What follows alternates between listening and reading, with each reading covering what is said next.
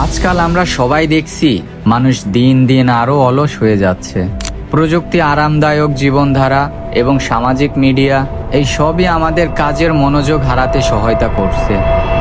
কিন্তু কেন এই অবস্থা, আর এর থেকে মুক্তি পেতে কি করা যেতে পারে? তো চলুন আমরা সবাই একসাথে এই অলস্যের জীবন থেকে বেরিয়ে আসি। প্রথমত, প্রযুক্তির সহজলভ্যতা। আজকাল সব কিছু এত সহজ হয়ে গেছে, আমরা কোনো কিছু করতে চাইলে সেগুলো এক ক্লিকেই পেয়ে যাচ্ছি, কিন্তু এতে শারীরিক পরিশ্রম কমে যাচ্ছে আর আমাদের শরীর ও মন অলস হয়ে পড়ছে। দ্বিতীয়ত, স্ক্রিন টাইম। আমরা স্মার্টফোন, ট্যাবলেট বা কম্পিউটারে সারা দিন চোখ গুজে থাকি। সামাজিক media, video games, online shopping এইসব আমাদের সময় নষ্ট করছে এবং আমাদের প্রোডাক্টিভিটি কমাচ্ছে। তবে এর থেকে বের হওয়ার পথও রয়েছে। তার জন্য প্রথমে লক্ষ্য তৈরি করতে হবে।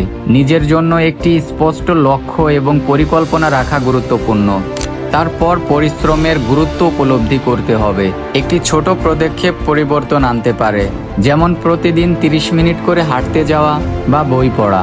তবে বড় পরিবর্তন আসবে যখন আমরা নিজেকে চ্যালেঞ্জ করব, যেমন প্রযুক্তি ব্যবহারের সময় সীমিত করা, সক্রিয় জীবনযাপন শুরু করা বা সৃজনশীল কাজে মনোযোগ দেওয়া। মনে রাখবেন, লেজিনেস একটি অভ্যাস মাত্র, কিন্তু এই অভ্যাস বদলানো সম্ভব। শুরুর জন্য ছোট ছোট পদক্ষেপ নিতে হবে এবং প্রতিদিন একটু একটু করে নিজেকে উন্নত করতে হবে। আসুন সবাই একসাথে লেজিনেস থেকে বেরিয়ে আসি।